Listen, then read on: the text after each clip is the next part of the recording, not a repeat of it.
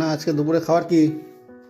বলছি ভাত, ভাত, ডাল, টমেটো ডাল। এটা আবার আজকে ডাল?